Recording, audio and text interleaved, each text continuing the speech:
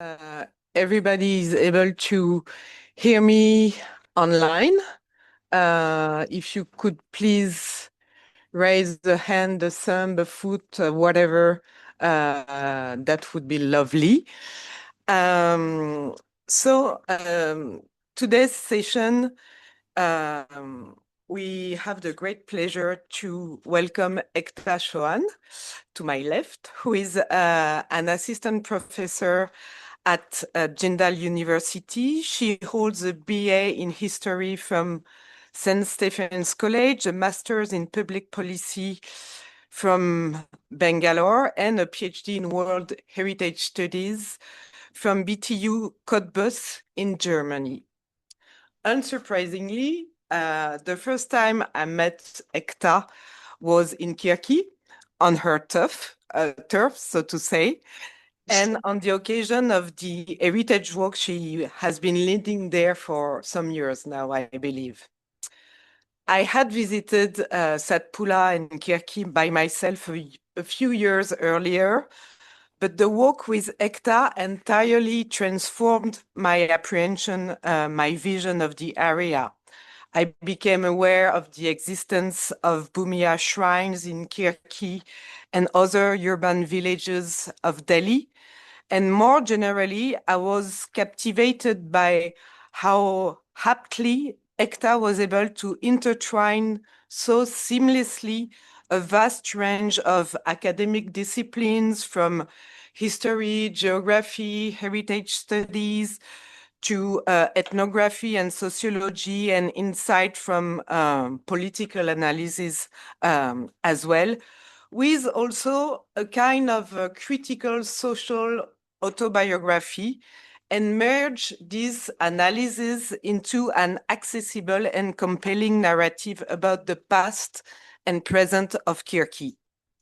And I must say, it is really no small feat for a social scientist, all the more because this initial Kirki affective, so to say, first case study prompted her to engage into a larger research project using a similar analytical lens to approach some of the 135, this is a number, a figure that I will remember forever. So the 135 urban villages officially existing in the Delhi metropolis. And one of the results of this project is her first book, Sheher Mein Gaon, Culture, Conflict and Change in the Urban Villages of Delhi, which has been published last month, I believe, by Penguin, and which she has very kindly accepted to present to us today.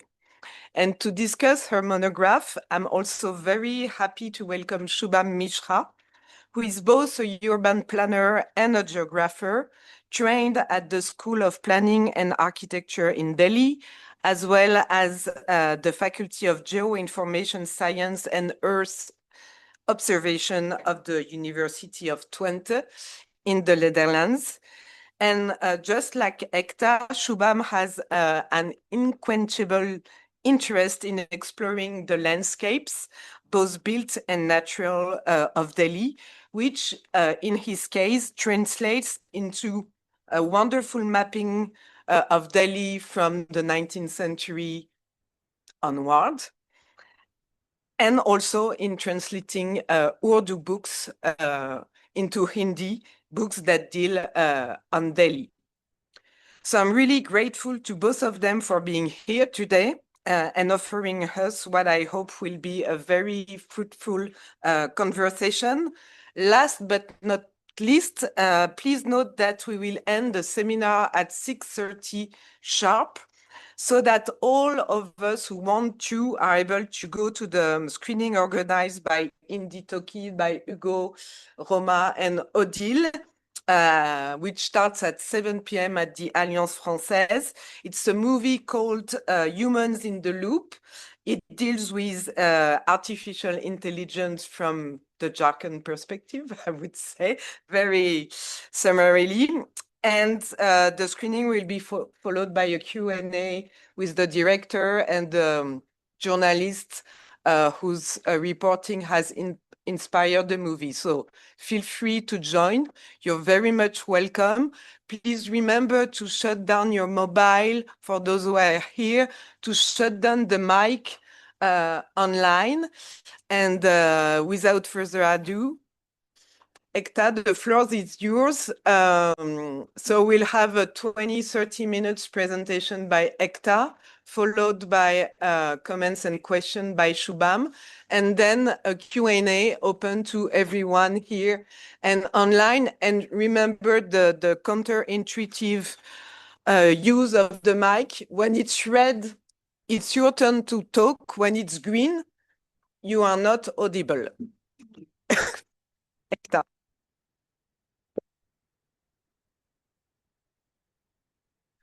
Okay. Hi, everyone.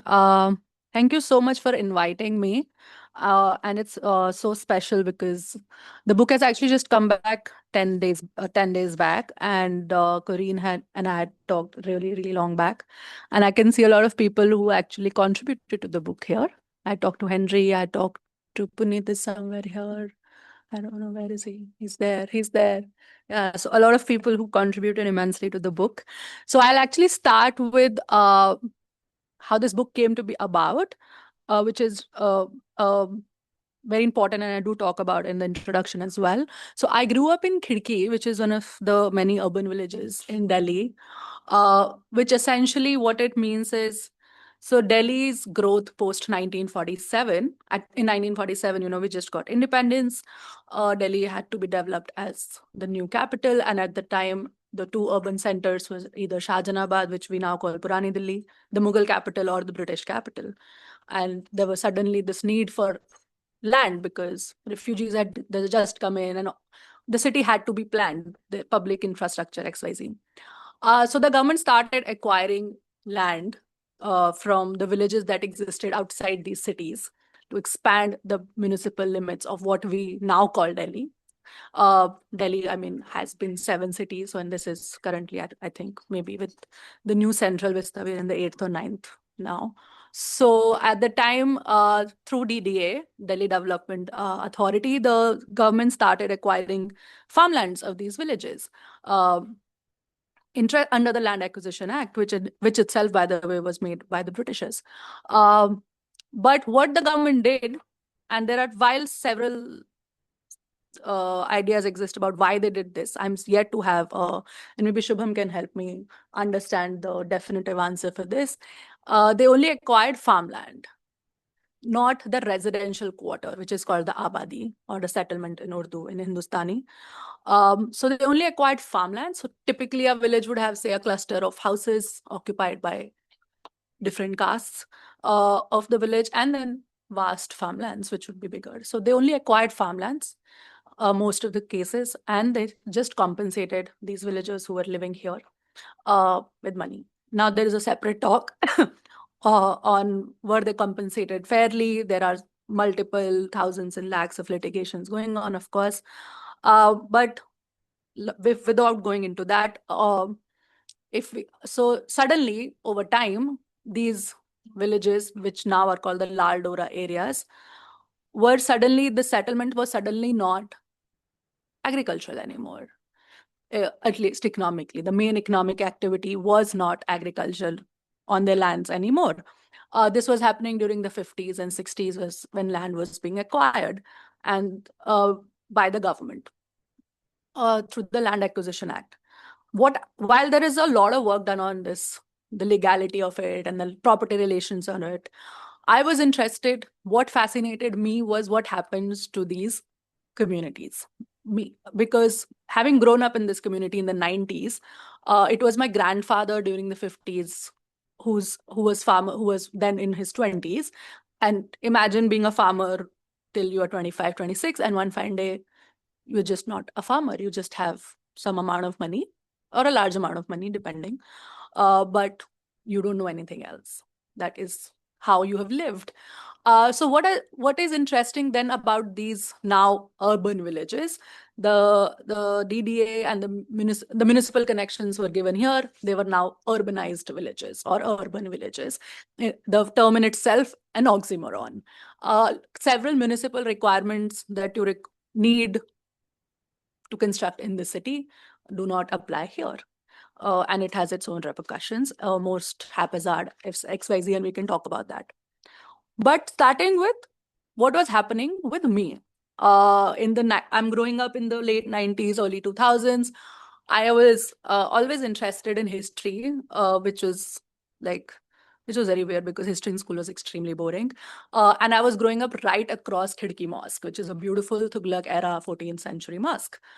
And I would just keep asking my teachers, just across my house, I did not know it was a mosque. There was no internet. Everybody called it a killa.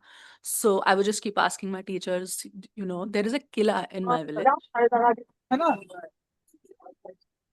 I would keep telling them this, do you know anything about it? And they didn't know about it. So that is how, then I started asking my village elders. And I think that is where my interest in this storytelling format of history or understanding that the stories that our grandparents tell us, while sometimes very exaggerated, do have some portion of history. So this is how this storytelling kida came about in me. This bug caught me.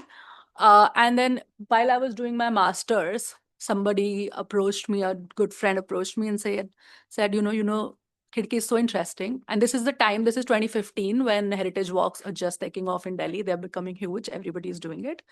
And they said, we only host walks in Old Delhi. Why don't you do a walk here?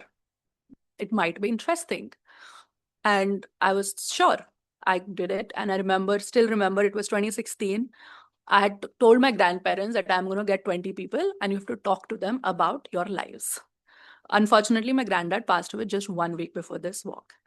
And I still did the walk and 35 people turned up. Apart from the amazing amount of money that I made, which was a lot for a college kid to party on a weekend, I realized that there is so much hunger in the city to understand the city beyond Lutyens or beyond Shahjahanabad and beyond a Humayun's tomb and beyond a Safdarjung's tomb, and beyond just the monument. Because what I was doing is, as Corinne also joined one of my walks now, I was taking them to 2 monuments, which were Tughlaq era monuments, but people were more interested in walking through the village. They were more interested in seeing the local Bhumiya shrine, which is the land god, like a little shrine honoring the land god. Or they were more interested in meeting. I was actually very scared because a lot of village elders used to talk to them and tell them stories. They were very interested in listening to these stories.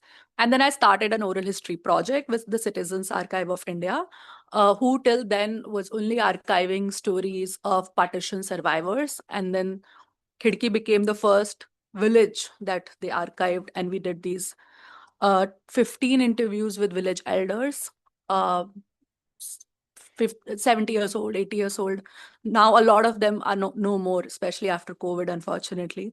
And these were 10 hours, 12 hours long interview done over days on video. And they would tell us things about the city that you would not find in any book.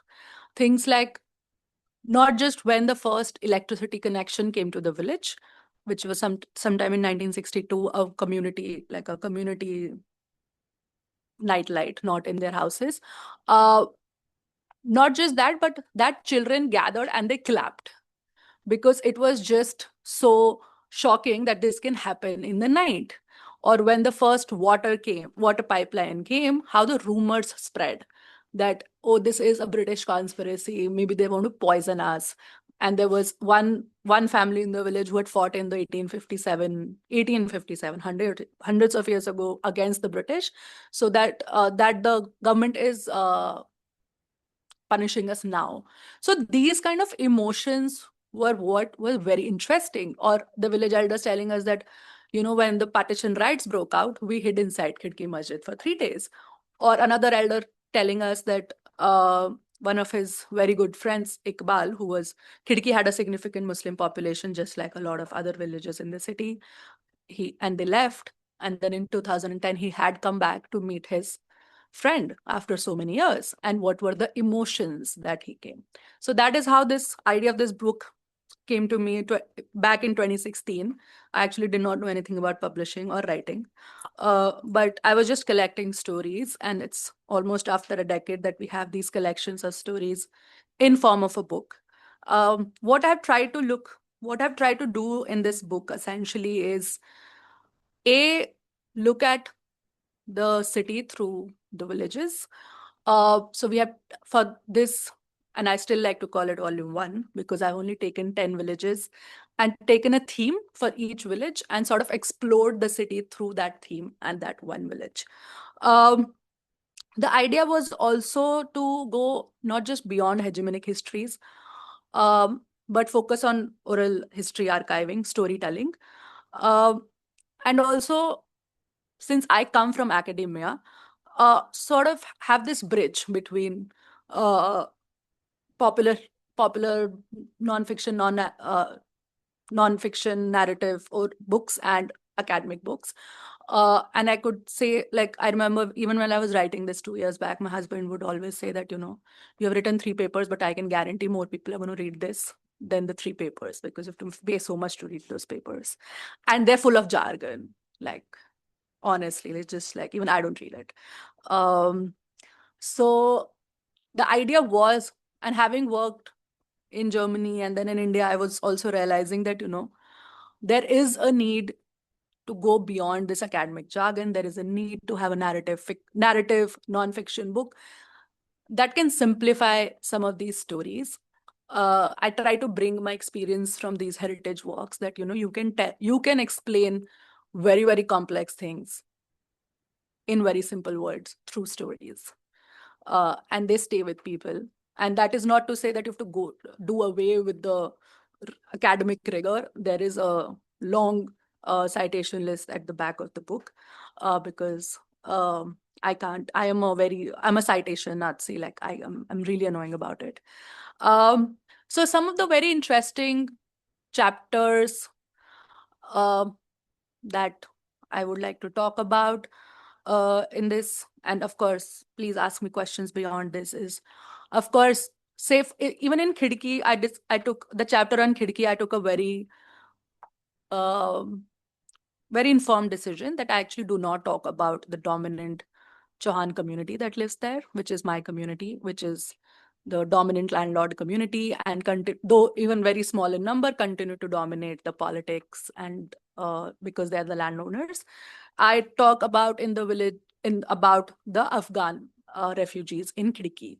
The idea again being that understanding these villages not just as these remnant of the past, where these couple of uh, several families who are still following certain old traditions like mine still live, because I already talk about it a lot in the starting. Through the chapter and the decision of bringing in Afghans or bringing in other migrants that call Khidki home now was again to understand that this is what happened to these urban villages in the post liberalization, privatization era, especially not so much immediately after 91, but by 98, 2000s, while I was in school, that because there was such a huge demand for housing in the city, and we could not clearly keep up with the city, clearly keep up with that demand, uh, the gap was filled by these urban villages because a lot of municipal requirements did not apply. So you could just keep constructing additional floors, not follow any fire safety hazard. You have those haphazard line. I'm sure all of you have been to either Champagali or Hoskhas or Shapurjat. They exploited this for commercial reasons. You can stack up bars after bars, pubs over pubs, host thousands of people in a night without any safety regulation because they're technically Lal Dora land, and they were on paper they're still residential lands. So, and then, but that this also means that, of course, this is like flouting of rules, but this also means that it is in these haphazard lanes that most of the people that arrive in our city, the young artists, Afghans, not people from the Northeast, artists, journalists, who probably cannot afford working class people who probably cannot afford the city because it's just so expensive, find a home here. Um, uh, like most of now like if you've been to Humayunpur, you know a lot of Northeast eateries have come up there. Khidki is a major center for Afghan communities. Mehrauli still has a lot of African diaspora. Uh, so, and of course, most of these villages are also populated with working class population. Say, for example, any hospital that comes around, like say Select City Walk came about. Of course, all of us go to Select City Walk in our cars, but where are people who work in Select City Walk live? There are cleaners, there are gardeners, there are waste disposing people, there are the salesmen, there are the sales girls, there are so many staff, like so many people it takes to run a mall or a hospital. So they all live in these cramped up housing. Say if you go to Shahpur Jat and there's that lane where all the designer lehengas are bridal wear, wedding wear is sold, and it's looks very amazing, and it's on all over Instagram now that wedding season is starting. But if you just sort of exit and go behind it, you will see where they are made. And that is what I do talk about in Shahpujat village as well. Definitely a little bit contrasting the lives of these landlords who, while regularly complain that uh, the outsiders have spoiled our culture, have a compulsion to rent because this is their moral conundrum, because they are dependent on the tenants, but they also love to hate them. And without understanding that your tenant cannot look like you. If they were exactly like you, they would already have a house in the city. They will be someone who's from outside your culture. They don't speak your language. They are different. So in Shahpujat, for example, it's populated by Bengali Muslims, and they're mostly artisans, and the kind of discrimination they face, the kind of condition they live, like in this bigger room, they'll have their workstations and a bunk bed just over their workstation. So their whole life is just this in this much space, in this much table, and like 50 or 100 people are still using one bathroom. So these were the kind of stories, say, even with Khidki, I took up Afghans. The Shahpujat, I talk about how these populations have made these villages home, and then again moving on to the tensions that come with this, uh, because the social condition, this cultural churn that these villages have been going through, they have changed in phases. Currently, unfortunately, while the most of the dominant landlord communities, upper caste communities, are small in number, they are very politically influential. They are financially influential. There is, of course, now also a turn towards asserting right-wing identities in these communities, while being extremely small in number. How they continue to terrorize most of the tenants to you not I mean, that is the case. How they lead very precarious lives. They can lose their housing anytime. They can just, especially if you are a refugee, you can lose your housing anytime. Or even if you are a Bengali Muslim artisan in the city, you can lose your housing anytime. Then I'm interested in understanding these cultural and social conflicts, not so much the land relations, the legality of it all, which I do talk about here and there. But say the conflicts in Khidki and Shahpur Jat. Then one of my favorite chapters was also Mitrao, uh, because it's this village near Najafgarh. I've actually never been there before this. And one of my family friend had come, and then he said, he was a young boy of 22 and he had just come. He's my brother-in-law's friend. And I was like, oh, you're from a village. Which village? I was doing my research and I was like, oh, which? I thought he'll just say something I knew. And he said, Mitrao. And I was like, really? Where is it? I don't know about it. And he just left saying, look it up. I didn't know what to say. Like a 21-year-old just left saying, look it up. And I did look it up. Turns out the most number of gangsters come from Mitrao. So it was very interesting. And then I followed up and, went there, which was very interesting, and talked to this person. So how this sudden, because my argument remains that land is not a complete commodity. It's not, while it does have a monetary value attached to it, which can be compensated, It might not have been, but can be compensated for. It, especially in India, it has ideas of caste pride associated with it. It tells you where your position in the society lies. It is also has ideas of masculinity associated with it, which I discuss in the chapter on Sonipat, because I try to end by moving towards Sonipat, the villages in Haryana, because that is where land acquisition is going on right now. And what this sudden thrusting of urban outsider, completely alien culture does to masculinity, which in case of several of these communities, Rajput communities, Jat communities, is tied to this idea of this hardworking farmer who goes out to the, and suddenly when you have nothing to do, but you have maybe 20 CR or 50 CR in cash, what does that do to ideas of masculinity and the repercussions of it? We all seen, like I'm sure living in Delhi, we have all heard, don't go to Gurgaon in the night, it's not safe for women. And we have all seen those big cars and people, ideas around guns and gun violence in Gurgaon, I'm sure. Because what actually has happened is, and I love this case of Haryana, Haryana is the only state in India that allows for private acquisition of land.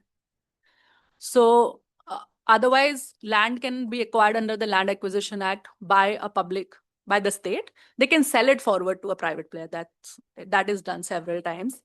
But that is how Delhi was made. D-Day acquired the land. They might have sold it off and there might have been corruption there. But, there are several contestations there. People have lodged cases, etc. But there was certain involvement of state there, which meant there was certain, like, say, for example, even when my family's land were taken, the money was paid in installment. Then there was also a job. Like my grandfather was a peon in law faculty in DU. So jobs were offered, all of that was done. But what happens when private players acquire land?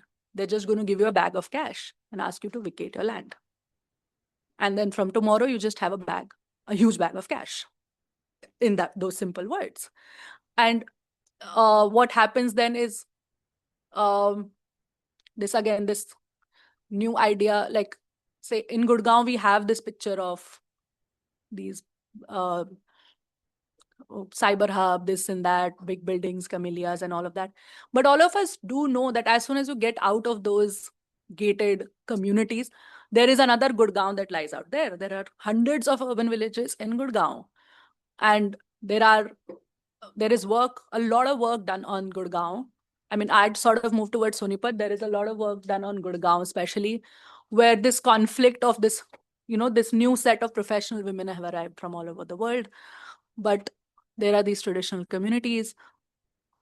Then, of course, we see how the conflict often turns violent and women's bodies become the site where this violence happens often. And there are different repercussions on not just women who arrive there, but also women who are already from these communities. So that is one of the themes that is, of course, interesting because it's happening right in front of our eyes. It continues to go on. And of course, because I work with gender and I work with gender studies and urban director. So I am very personally intrigued by this, that how land acquisition, which we don't see as a gender problem, has led to this gender crisis, not just in Gurgaon or in Sonipat, but it continues in these urban villages. Like if you come to I continue to be one of the only few graduates of my village. It was a huge drama when I got married because it was not an arranged marriage. Most of the girls are still told where to go, how to go, who not to talk to. My cousins are told not to talk to the new tenants, kiraidar. The tenants are often the girls in Khidki who go to college in Bhagat Singh, or they're girls who work in the mall, or they're nurses from Max Hospital close by. So my cousins are constantly told not to intermix with them, not to intermix with these kiraidars. And I've heard these. I was talking to someone yesterday also from this village near Najafgarh again. They were saying the same, that they want to go to DU, but the parents are paranoid that if she goes to DU, she's going to take the bus with these girls and who are from outside. So again, this idea that men urbanize faster and quicker, and often they are the only one who urbanize, and women don't is really fascinating to me, and I've tried to bring that in again and again. So where does that leave me?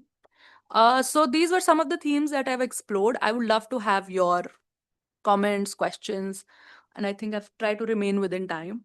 But I think we can just discuss the book going further and take questions.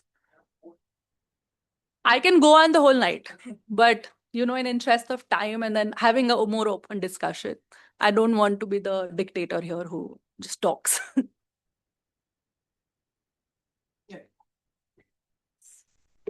Thank you, Ekta, for the insightful talk, and Corinne for having me here. At the outset, I must say that I was slightly perplexed when I was asked to be the discussant here, because whatever little work I have done on Delhi focuses on the so-called seven cities, and I have always been interested in the urban part of Delhi. And my ongoing PhD is also on Shahjahanabad, where I'm trying to create a digital twin of the city. So I work with look at historic maps and other things. But when I read the book, and before that, when I sort of started thinking a little bit about this topic, I was reminded of a Hindi proverb which is "Chirag Tale Andhera." The context is slightly different, but the place where I stay now is called Swami Nagar, and it's located right adjacent to an urban village called Chirag Delhi. And also, what is interesting is that Swaminagar is built on the graveyards of Chirag Delhi. And on the other side of Chirag Delhi, you have Greater Kailash, which is now built on the agricultural lands of Chirag Delhi. And there is also a story which I have heard from some friends, which goes like this: that after the development of Greater Kailash, the cows of Chirag Delhi would still go to Greater Kailash, because they had ingrained in their minds that this is where the grazing grounds were. Okay, so All these cows come to our campus. and Swaminagar, interestingly, is also located very close to Begumpur, Khidki extension, and I have often gone through the Khidki road towards Saket Court and malls. Uh, Ekta talks a lot about the one character which comes into this book when she's talking about these villages, Khidki and Begumpur, is Junan Shah Telangani, who happened to be the vizier of Firoz Shah Tughlaq. And Firoz Shah Tughlaq came to the crown, to the Sultanate, at a time when there had been a lot of destruction because of the policies of Muhammad Tughlaq. So we know him for a lot of development work and public works and so on and so forth. Now, the area where I grew up, again, you mentioned it very nicely in the introduction, that you were perplexed with this idea that you are in a neighborhood with a monument, whereas your friends have parks, other things, but they don't really necessarily have monuments. I also grew up in an area which was located right next to the citadel of Firoz Shah Tughlaq. So my association with the city started from there. Uh, when I was reading the book, the other thing that came to my mind was that this book is almost like a primer for urban planning to understand how the city has developed, especially after 1947. Because again, Ekta explains it uh, in a very nuanced way. Of course, there are the things about the identity and how people are coming and how the landscape is changing. But she begins with almost all the villages that you read about in the book. She talks about how uh, as she has also spoken, that how there was a difference between the land acquisition in the British period and in the post-independence period. So in the British period, the entire village was acquired, and you still have those names. So you have Raisina, you have Malcha, and these were villages on which most of New Delhi was developed. But then you have only the Abadi area which is retained. The agricultural lands are taken away. Now, as planning students, in the first semester in most of the planning colleges, when we are taught, especially if you are in Delhi, then I'm not really sure. I did planning 20 years ago. I don't really recall that we were uh, taught about these processes and how the city was made. We certainly are taught about the master plan, and that it's a legal document and so on and so forth, and it's a vision document. It has a horizon of 20 years, and then there are revisions. And I've also attended some meetings, public hearings, which are also interesting, in different ways. When you hear about the problems of the villages, whether they are urban villages or rural villages lying on the fringes of Delhi. So, but we are not really taught about this process, and so it's always sort of it's been sort of a gap in understanding the urban development of the city. Also, while reading the book, it also occurred to me that when you're talking about Shahpur Jat, so you mentioned how Shahpur Jat, Panchsheel, Gulmohar, these posh localities are actually built on the farmlands of Shahpur Jat. So if you were to map it, then I think it would be a very interesting cartographic exercise to locate these localities and draw the boundaries of the villages and see what all localities belong to which villages. Another interesting point here is that there is a lot which has been written about Delhi's urban history. But now, if you sort of, read those books again, I feel that a lot of these books are mostly about monuments and not, or what we perceive as monuments, and not so much about the city. Maybe except for Shahjahanabad, which is slightly different from the Sultanate period, cities, or some historians also choose to call them military encampments. And I think they are only about these structures or monuments because they don't really talk about the villages. So if you again were to sort of see it on a from a planning perspective or from a spatial history perspective, you will have these monuments, but then you are not talking about the surrounding area. You're not really, if you're just talking about the architectural brilliance of the Begumpur Mosque, which is the second largest mosque after Jama Masjid, or the Khidki, but you're not really talking about that there was also a settlement there. Or when you're talking about Shahjahanabad was also not built on virgin land. You had the Kala Masjid, which was again built by the Tughlaq era monument. You don't have, you don't really talk about the settlement which existed there. So these are some of the very interesting points. Another thing which I found very interesting, again, I'm getting the planning perspective here, is uh, the first, I think, 5 villages are in South Delhi, and they are urban villages. They are pretty well known. Then you talk about Mitrao, and then you also speak about Sungarpur.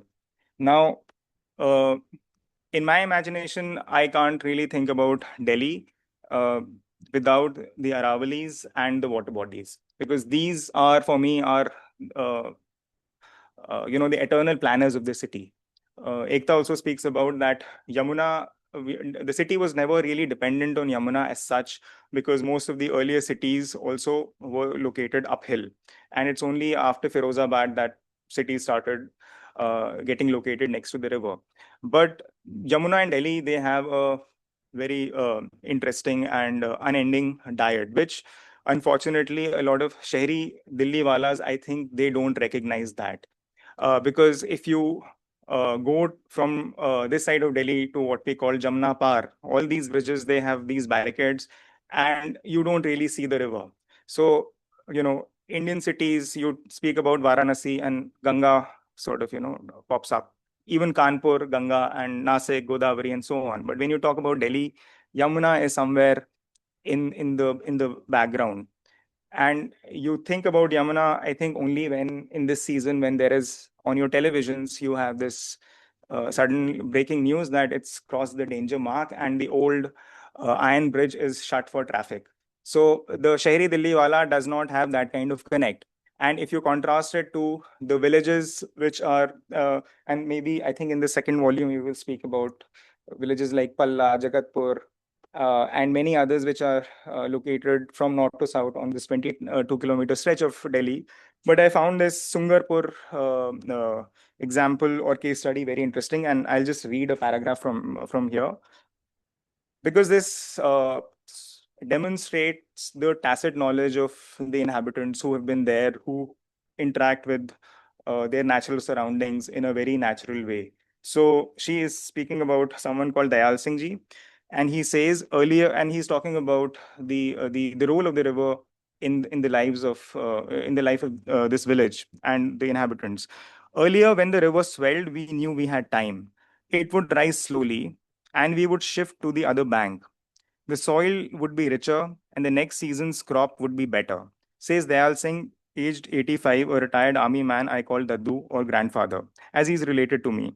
Now, when the flood comes, it comes like a thief in the night, sudden, ruthless, and leaving nothing behind. So this is a very nuanced understanding of a natural ecosystem, which we, again, the Shahri Delhi walas or urban planners have either completely chosen to ignore, or we don't understand it. Now, the institution where I studied for 2 years and where I still teach, School of Planning and Architecture, is built right on the floodplains.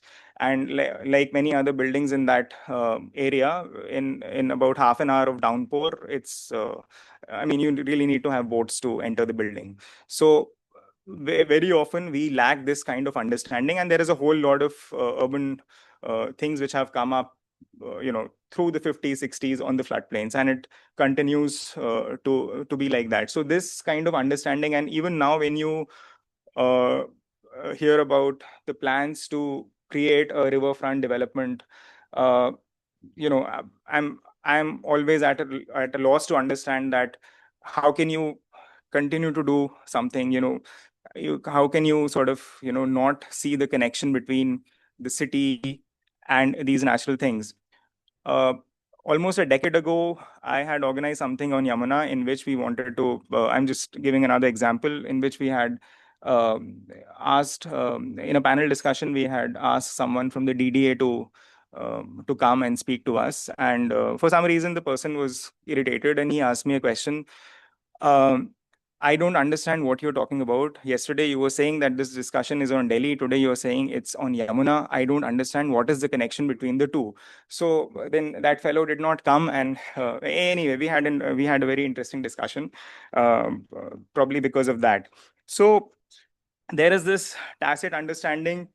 Also, what is again very interesting, which is kind of implicit in your book, is are the place names. Again, I am, as an urban planner, I am very interested in toponymy. How does a place gets its name? And again, in the political climate, I'm not making a comment on the political climate that's today, but it's always the case that whosoever is in power, they want to leave some sort of an imprint. So you have their legacy, which you see in places. Whereas if you sort of go in pre-modern times, you will see that a lot of place names are geographical in nature, and they denote a lot of things. So which are useful in various ways. So in this, there are very interesting terms which you can see. Of course, there is the gher. Uh, there are the names of the villages themselves, so they indicate, they're again not political in many cases, despite the fact that they were the monument or what we are talking about is made by a political entity, but they are still not political in that sense. So that is also one theme which comes out quite prominently. So now, one of the things that I want to speak about, or ask you to elaborate a little bit, is in the chapter on Begumpur. Begumpur is very interesting because what I could understand was it's a relatively newer village in that sense, because the people who came, they found shelter initially in the mosque. And it was only after the creation of Archaeological Survey of India and the fact that ASI came and drove them out, that they settled outside the mosque and the village came about. So Begumpur village, if we see, go by this date, is only 104 years old, whereas a lot of other villages are much older. So here you also speak about the interesting relationship that they have with heritage, which if we have a conservation architect amongst us, then that person will have a very different view of what the heritage, how do you define heritage, or what is heritage. An urban planner like me, I'm always interested in such structures, but I see it from a different lens. And most of the urban planners, let me tell you, they are really not interested in medieval or pre-modern monuments. Here, your idea of heritage that you are talking about is, I think, very ephemeral in that sense. It's sort of changing. There is a very beautiful relationship between the people who are there and how they are looking at it. So I'm not sure if there is a very sort of straightforward answer to this, but what I'm coming to is that when we are looking at heritage, there needs to be a more nuanced debate on it. And also, another thing is, I think during in the chapter on Horse Khas village, you also talk about the Chopal. So, in the ever-changing landscape of these villages now, we have multi-story apartments and boutiques and eateries. What is the role of Chopal, and do you see that as a as a uh, as a heritage place now? Thank you so much, Shubham, for your rather kind comments. And some of your questions are also making me think about how I see the villages. So, starting with talking about our relationship to heritage. And then you also said, Begumpur is sort of this newish village. I would argue, honestly, not I would, like we can go to archives and see, and I have not included it in the book for some reasons. But while most of these villages will claim this antiquated nature, the truth remains that none of them are really that old, 100 years, maybe a little bit older. Even this idea of this land owning caste and we are the owners, and these are all created by the British because these lands were allotted. This idea of private property, private ownership were created by the British land parcels.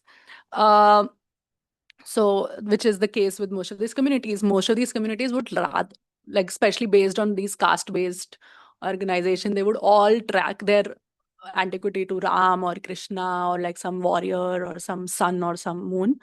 Uh, I myself come from the fire lineage, but I would tell you that much. But none of these are actually that old. Most of them actually come about in this place that they exist right now, especially when either the Mughal Empire is falling and this new, they have escaped the political violent chaos that is happening around. They have come with the to find stability during the Jat rulers, and then um, after 1857 to seek some shelter here, to seek some stability here, and they arrive here and then they find these monuments. Begumpur was the monument that they continue to live in for very long, and there is some documentation that exists thanks to Mother International School, which is right there, and they have photographs. But otherwise, most of these like a lot of these villages, not most, but a lot of these villages, especially in south of Delhi, started with these communities seeking shelter and finding these monuments. Horse Khas also, several people told me that their grandfathers were born inside what is now the Horse Khas Madarsa because it was out of use and several families were living there. Khidki, it was the same case. Even if they were not living there permanently, like throughout the year, during the rainy season or during the winter, they'll find shelter there. So also this idea of, I find it very troublesome, and we talked about it the other day. I find it very troublesome of saying that this land belongs to us or Delhi belongs to us in a certain way and we are the natives or whatever, because we really are not. This idea is created. We can have the community recorder and the community priest say all kind of nice things to us, but that does not fare very far. Even with case of Khidki, the community can trace its lineage several years back, but we were not in the same place. We have moved. So the family have moved several places. So there is no way we can be laying claim to any sort of ownership, any sort of this idea that we are like the Adivasis of the cities and tribals of the, not the cities, of the country, this idea of nativism that has taken place, unfortunately. Relationship with heritage, again, very interesting because, again, the idea of what heritage is, or the process that historians call monumentalization, right? It's very important. Monuments are not, they are made through legal political processes, right? Manan Ahmed talks about, no, sorry, Hilal Ahmed talks about it. Sorry. Hilal Ahmed talks about it. Monumentalization, that these are made through certain political, legal processes, and whether it is state important, it's nationally important, or it's just important for Delhi, or it's just important for the municipal. It's again decided now by the state and previously by the British government. What relationships people have with heritage is a different story, depending on if it's a religious structure, if it's what now the ASI terminology or the British terminology called the secular structure. That comes in much later.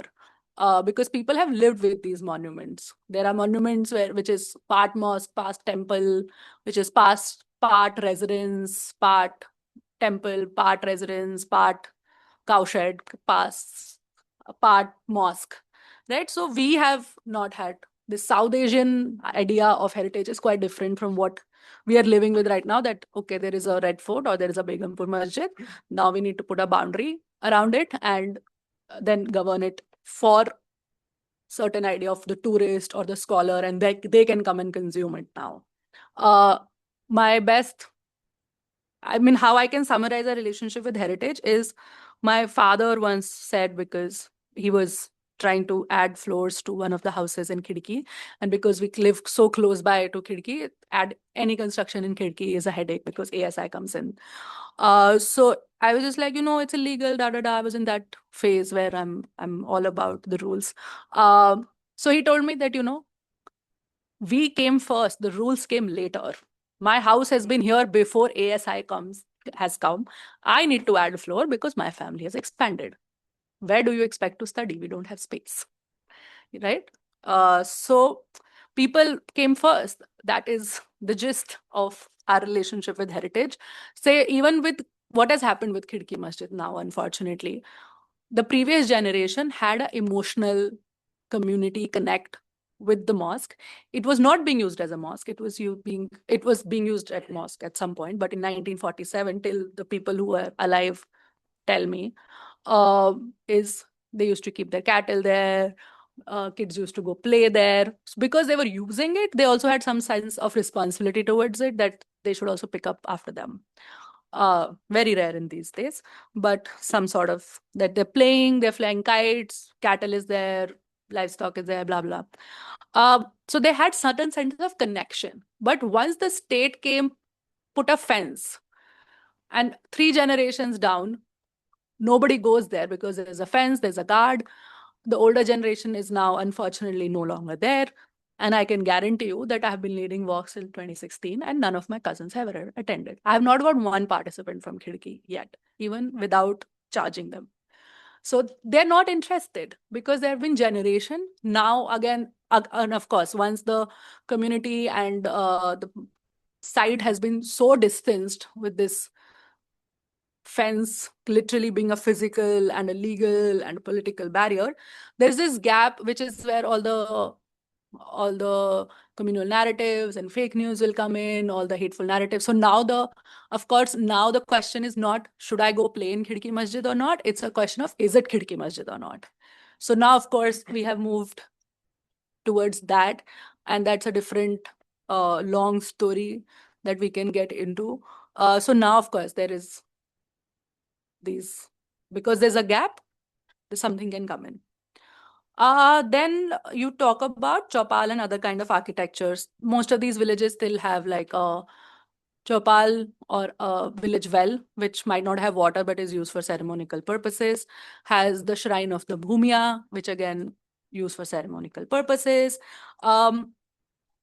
Honestly, most of these architecture, unfortunately, I would say, except for maybe the Bhumia shrine, are disappearing, because again, this right now, we have moved on from this idea of land being this source of sustenance. That has become like now a very old or like a very imaginary idea. Right now, land is source of money. So because in an urban village, each inch of land can fetch you money. So everybody, honestly, of course, there is a village versus the state conflict that has been going on for several years. But once you take out the state, there are also I don't think there is any village, there is no intra-village conflict. Like, I have seen families go to war for like this much parcel of land. if there is say there is common land around this chopal, or there's a common land around the well, everybody will start encroaching it little by little. You put a potted plant one day, then you start parking your car the next day. Before you know it, there's a construction there, the works. So again, the idea why most of these structures that existed earlier are also disappearing, like a bed hug, especially in the villages of this belt where there's so much pressure on land, and like just a little bit of land can fetch you so much money. So you're not going to leave land for like kids to play, or like some parking, or arrive at a mutual understanding that we need to leave this pond as is, or we need to leave something as is. Encroachment is order of the day. Most of these chopals now, like Shapur Jat's chopal have been, not all villages have chopal now, from what I can see. It has become this public place, often funded by different political parties also. Shapur Jat, by the way, have two chopals. There is one Aam Aadmi Party chopal, and then was BJP chopal right next to each other. So they've also become these projects that political parties often take up. Chopal, you will not see elders meeting there or any even community activity happening there. I'm actually trying to talk to the Hoskas Chopal to organize an event, and they're just not interested in like letting me use the space for the village. I want the village ladies to cook and have an event. They don't want to do that. Most of the Chopal, as is the case with most public spaces in the city, is a Barat Ghar. It is the truth, unfortunately. We see a space, and as good Indians, we have the sudden urge of having a wedding function there. So most of the DDA parks are now Barat Ghars. There is this huge cricket ground in Punjabi Bagh where only Dashera Melas and like Barats happen. Most of the Chopal is just whole year, it will be empty, and then somebody can rent it for 100 rupees, like a nominal fees. And there's a village RWA that handles it. So whatever Chopal is remaining has become like this. Either the RWA wants to show off their power, or whichever is the dominant caste group will show off their power, or I don't think I've seen a public function happening. Otherwise, I could be having this book launch in one of the Chopals. But most of them have honestly become Barat Ghars. Another interesting thing, and I would like to comment on it and then maybe move on to questions, is you point out a very important thing, that most of the planning or architecture or any other do not talk about these villages, and villages being a part of it. Most of the informal settlements, including slums, including unauthorized colonies, which is where most of the city, 70% of the city lives, even by conservative figures. If you put together slums, unauthorized colonies, encroachments, and then urban villages, that is where most of the city is living. And that is the problem, that we are not able to see the city beyond these certain enclaves. And whatever planning has to be done, it'll keep happening in a Gulmohar Park or in a GK. All the amenities will come there, then more, and then you'll just have these enclaves. That's why I think I call these islands of urban infrastructure. I don't even see this as a city, because they're just an island of, again, I don't see even the islands. I'm not saying they're a city, because of course we continue with our gender and caste and communal dynamics there as well. But of course, there are certain islands where we have whatever we call urban infrastructure. There are some roads and metros and stuff like that, which is the problem, that we live and we don't want to go to the other side of the border. We don't want to interact with majority of the people. We don't want to understand what's the problem. And that is why it continues. It is not like the land acquisition that happened, the process that already created so many problems in 50s and 60s has stopped. It continues. It is continuing on steroids in Haryana. It continues. And we don't want to pay attention to that. We want to like double down on this one island and just keep providing everything there. So, I mean, it is a folly that our urban planners actually don't know that MPD, there is a whole world beyond master plan. And I would tell you that students can learn much more about master plan if they just go to some like 40-year-old uncle villages, because he lives that master plan. He doesn't need to read that document, which is a longish, very boring document. He will tell you, because he knows when he has to construct a floor, what are the problems. He knows how to get a water connection. He knows electricity connection, how it comes. He lives the master plan. He'll tell you about the master plan. He doesn't know, like, much like, politics for us is something in the books, but for a working class person, he doesn't need to study the civics class 11th book. He lives it. He knows who's the MP, who's the MLA, who's the councillor. He knows it. What schemes are going on. He doesn't need to Google them. He lives those schemes. So he knows that. So it's very important. Yeah. Just a couple of points, and then um,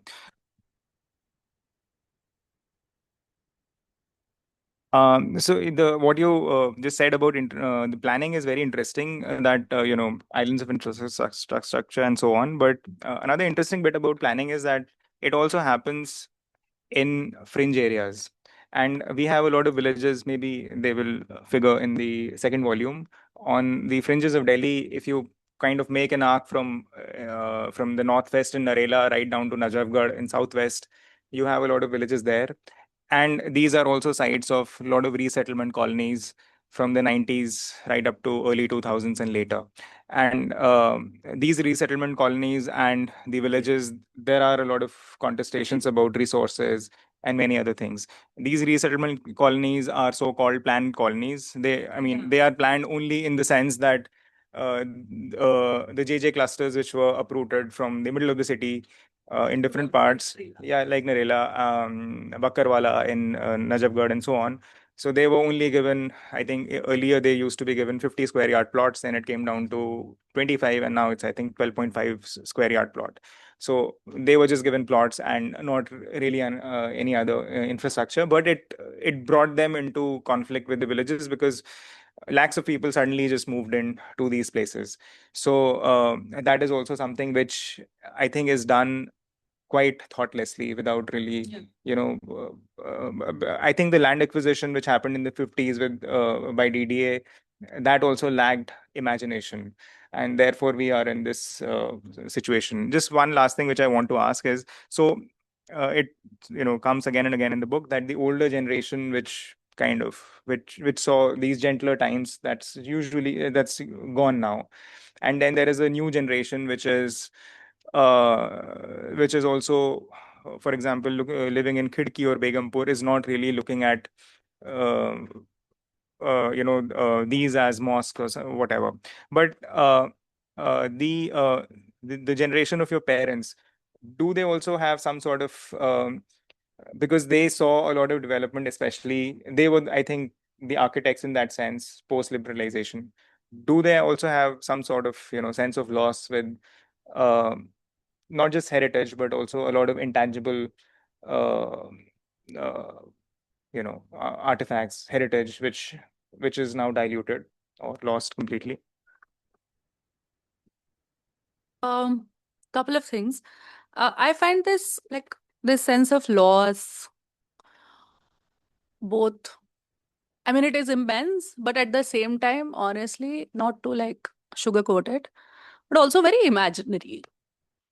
Like, I see people around me constantly complaining about there was a time we used to do this ceremony, but they will let it go in 2 minutes if given enough money. To be honest, they will. Right? Right now also, like, someone was getting married in my family, and suddenly, because in most of these villages, especially when a boy gets married, not so much for girls, because girls are someone else's asset. Especially when boys get married, there are a lot of ceremonies that need to be done, especially at the village well and the village deity and this thing. So most of the village elders, including my parents' generation, they will continuously go on about, no, we have to go here, we can't be too far, blah, blah, blah. We have to pay our respects there. And as soon as they've been introduced to the idea of a destination wedding in Goa, they're like, we can, what we can do? We can take like an honorary deity there and then or we can do this 1 week before and then leave. So they also suddenly, because see, people change. I don't think this holding on to this sense of loss. And then we also, there is this idea of, which is very important, this invention of tradition, right? New traditions are continuously invented, right? This year, like I saw now that we are inventing a lot of new traditions around our very strong uh, religious identity. Shraddh, which is a month of mourning in Hindus for our dead ancestors, it used to be a very simple month. We'll just make some like halwa puri and then be done with it. Suddenly, since the last 2 years, everybody wants to do a hawa and everybody wants to do elaborate rituals. And like, I was just telling my dad that, like, grandmother has been dead for 10 years. First 8 years, we haven't done anything. And now suddenly we need to do all of this. So this sense of loss also is, right? Because we're also constantly inventing, especially these, and that's what I talk about in the chapter for Sonipat also. And the burden of maintaining this cultural continuity and tradition and caste pride and religion pride falls on women. So every time we invent a new, that this is what we used to do, this is our honorary legacy, the women is cooking in the kitchen for 10 hours again. So I have this problem with this new imaginary, and it's happening a lot in most of these villages, because again, tied to what I talk about, once your land is gone and your idea of my identity being driven from this land, all of these people are immensely struggling, including my generation and even the Gen Z, because honestly, all of them have this idea of, oh, we used to own this land and that was our identity. And now that is gone. Now you need to come up with something quick, and you haven't filled that gap, right? I mean, if you got a job or did something with your life, you would have found your identity somewhere else. But now that is gone. But hamara to aise hota tha, or hamara to waise hota tha. That will keep going on. We were this and we were that, and we used to do this. This one ritual that hasn't happened for 50 years. Now we need to bring it back, invent it. So this idea is very complicated in these villages, because not only is there sense of loss, which quickly goes away, this continued idea of, and this is not a generational thing, I see it's becoming worse with the Gen Z, and like that, I think there is some relationship with this otherwise crisis that Gen Z is going through, no jobs, no futures. They all have to find some sort of identity, some sort of comfort in, like, I don't know, like either in a Thar or in road rage. They have to have some identity, especially men, right? They need to have these new elaborate functions, new elaborate traditions that they've invented, clothing, cooking. And then again, going back to gentler times, I was at a talk in IFC a long time back, and it has come back to me. I am honestly of the opinion that it's because it's the past, we like to romanticize it. It was gentler time for whom? It was gentler time for upper class man, and it still is. So it's okay. Unka to gentle time hi chal raha hai tab se. So we need to also ask, like, I would suggest, like, these villages, especially for girls, they were hellhole. They continue to be, but at least now we have some hope that we can fight our parents, go to college, and if we continuously top our class, maybe we won't get married at 23. There is one ray of hope. So we can do that. Earlier, that was also not there. So gentler time for whom is the question. Okay, thanks. Yeah, a huge ton of thanks to both Ekta and Shubham and the audience for participating in this. Yeah, thank you so much. It was really brilliant. I do have some like postcards if anybody wants. Yeah, and so as Ekta said very generously, everybody who has, to whose mind a question has not yet come is free to email her. Yeah, take my email, write to me. And we are looking forward to volume 2, volume 3, volume 4. After I take a little bit of a break. Great. Thank you so much. Thank you so much.